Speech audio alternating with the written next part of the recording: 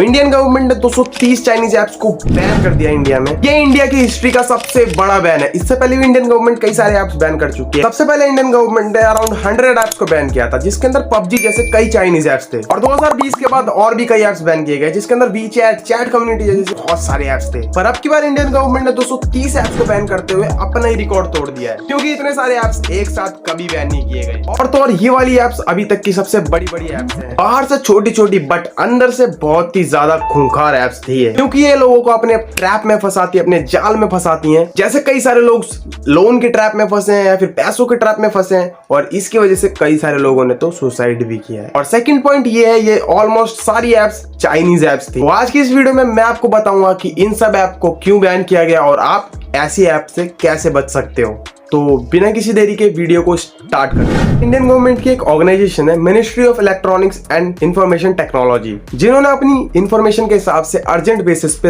Around 232 apps को ban कर दिया इंडिया के अंदर। और ये ban union home ministry of recommendation की मर्जी से हुआ है। ये भी एक इंडियन गवर्नमेंट की ऑर्गेनाइजेशन है। और सेक्शन 69A जो IT का लॉ है, उसके अंडर इनको बैन किया गया है। इसमें 138 बैटिंग ऐप्स थी, जिसके अंदर बैटिंग करी जाती थी, सट्टा खेला जाता था, गैम्बलिंग होती थी, जिसके अंदर आपका पैसा लूटा जाता था।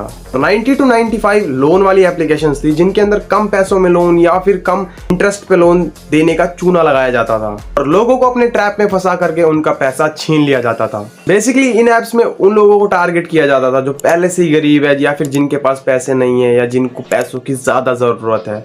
और एक बार ट्रैप में फंसने के बाद उन लोगों से उनकी मेहनत की कमाई धीरे धीरे छीन ली जाती थी। और ये काफी बड़ा मेजर पॉइंट है। तो इसीलिए इंडिया की एक organisation ministry of home affairs ने अपनी कड़ी मेहनत और रिसर्च के बाद 28 लोन ऐप्स और 94 थर्ड पार्टी ऐप्स जो गलत काम कर रही थी इंडिया के अंदर, उनको धर दबोचा है। सबसे बड़ी बात यह है इन एप्लीकेशंस की, ये एप्लीकेशंस लोगों को अपने जाल में बड़ी जल्दी फंसा लेती थी। और हम में से कई सारे लोग इनके जाल में पहले भी फंस चुके होंगे, क्योंकि बहुत ज्यादा बड़े सपने दिखाती थी ये एप्लीकेशंस। चलो इन एप्लीकेशंस के नाम आपको बता देता हूँ। इनमें कई सारी ऐप्स बहुत बड़ी ऐप्स हैं, जैसे कि 1xBet। आपने इसकी एड्स देखी होंगी हर जगह पे, यूट्यूबर्स भी इसकी एड्स कर चुके हैं और आपने कई सारी वेबसाइट्स पे भी इसकी एड्स देखी होगी। इसके बाद लोटस 365, सट्टा किंग और सट्टा मटका रमी, पता नहीं भाई कैसे कैसे नाम है, और स्पोर्ट्स बिंजो, स्पिन कैशियो, और भी बहुत सारी ऐप्स है जिनकी लिस्ट ये रही आपके सामने। बेसिकली बैटिंग वाली ऐप्स क्या करती हैं, शुरुआत में मोटा लालच दे करके कैसे न कैसे करके आपका पैसा एप्लीकेशन में लगवा लेती हैं, और एक बार पैसा लगाने के बाद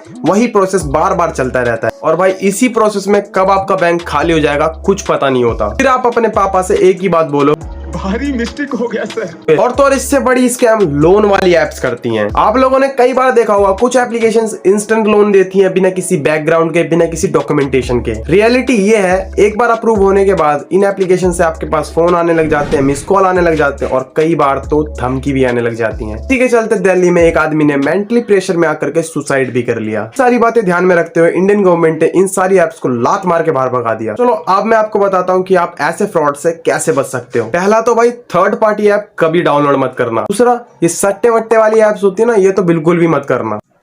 जो एप्लीकेशंस अपने एडवर्टाइजमेंट में या फिर पोस्टर्स में बड़ी बड़ी बातें लिख देती हैं, इतने रुपए लगाओ तो इतना मिलेगा, ये करोगे वो करोगे, तो उन पे भरोसा बिल्कुल भी मत करना। ये सब फ्रॉड होता है। अगर होता भी है तो ये बहुत रेयरली चांस होते हैं इनके। फोर्थ, अपने फोन में अननेसेसरी ऐप्स को परमिशन कभी मत देना। और अगर दे भी रखी है तो उनको अनपरमिश कर देना। नहीं आता तो मेरी वाली वीडियोस देख लेना।